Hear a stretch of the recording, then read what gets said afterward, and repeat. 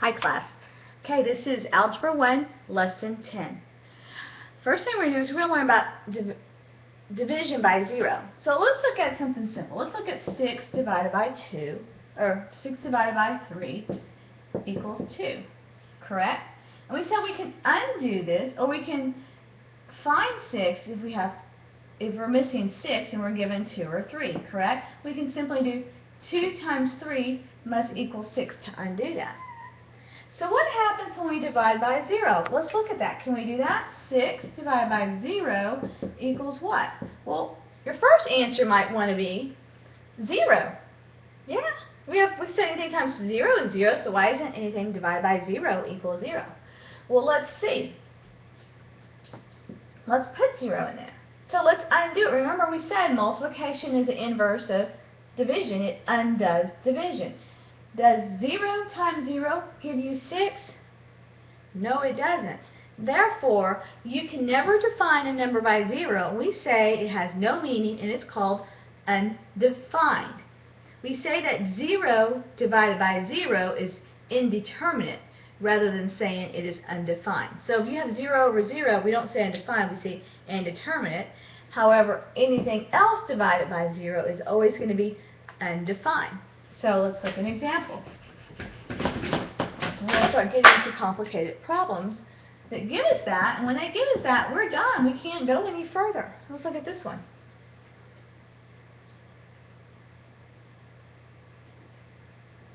Well, actually, let's look at this first. Let's look at two ways. Let's do this problem first. So we've got 4 minus 2 again. We've got a positive 4 plus a negative 2 plus a negative 2. If you want to do it that way, if it makes it easier, make it all addition. And then you simply know you take the like terms, add them together. Don't forget your rules. That would be 2 plus 2 is 4, and you keep the sign. So you have a negative 4 and a positive 4. Well, they're opposite numbers. It's going to give you 0. So you simply have 0 divided by 13. All right? Well, 0 divided by 13 does give us 0. All right? So if the bottom of the fraction is not 0 and the top is 0, the fraction equals 0. So 0 divided by anything will always give you 0, because doesn't 0 times 13 give us 0? It sure does. So that does work. Now let's look at this one.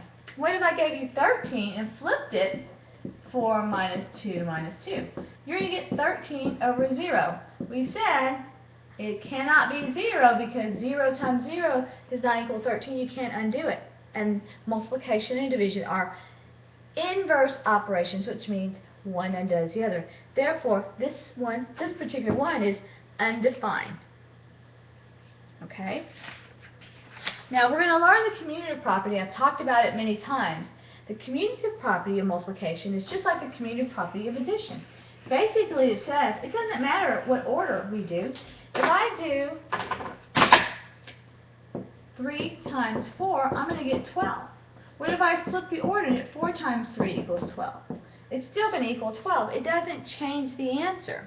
Therefore, we call this the commutative. You need to know this because it will come into play later on when we get a little bit more complicated problems. Commutative property of multiplication. I'm just going to abbreviate. So basically it says it doesn't matter which one he does first. So the order in which sign numbers are multiplied does not affect the value of the product either. What is product? The answer to a multiplication property.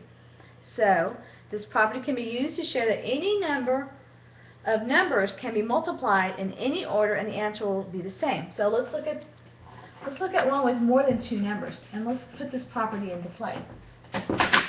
So if I have negative 4 times 3 times negative 6 times negative 2, what do I get? Well, first of all, I have to count. It's all multiplication. I got to count my negatives. I've got 1, 2, 3. Therefore, my answer is going to be negative. I can do 4 times 3 is 12. And I can do 6 times 2 is 12. And I can do 12 times 12 is 144. Let's try a different order. Let's do 4 times 6 is 24, and 2 times 3 is 6. And if I multiply that out, I'm going to get 144.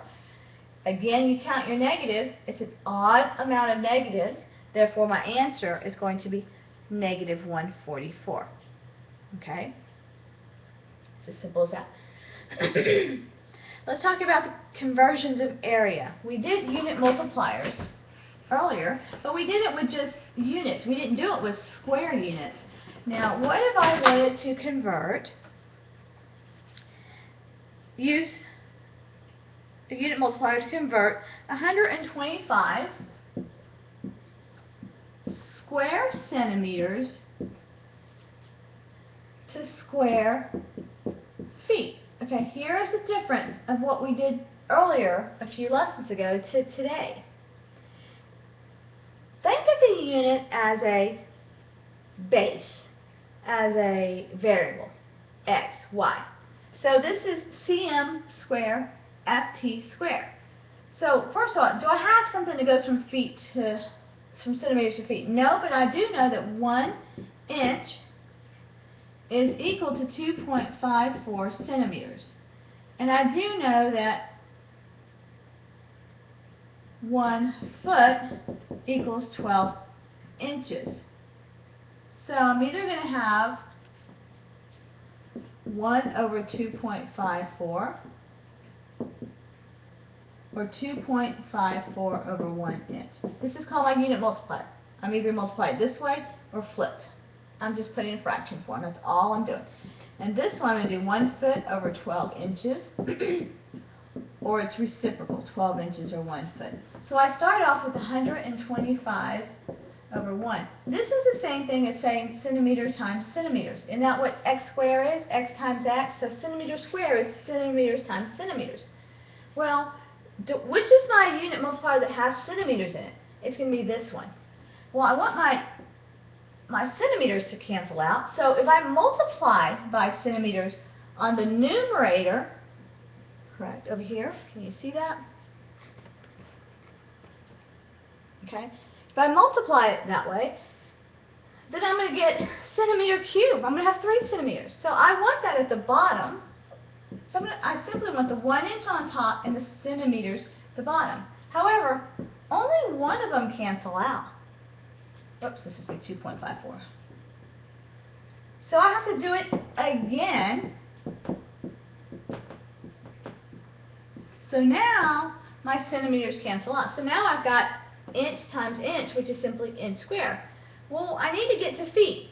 Here's my next unit multiplier.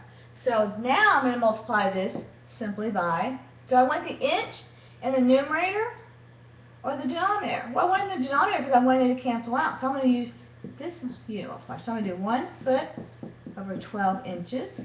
My inch cancel out. Well, I'm still left with inch foot. That's not what I need. I need feet square. So I need to do it one more time.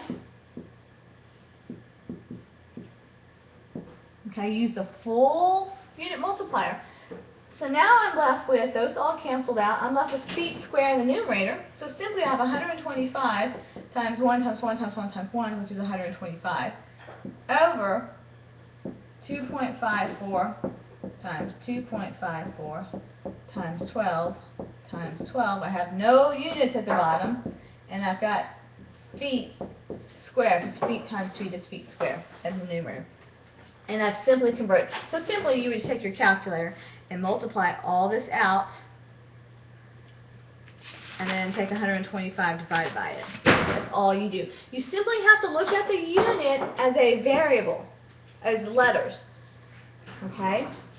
Centimeter square means centimeter times centimeter. If you need to convert this, you need to multiply by 2 because you need 2 of them to cancel out. Yes? One of them will still leave you with 1 centimeter, and that's not what you want. And that's all you do to go from, to do conversions of area. You have to remember area always means square. So you're going to have 2.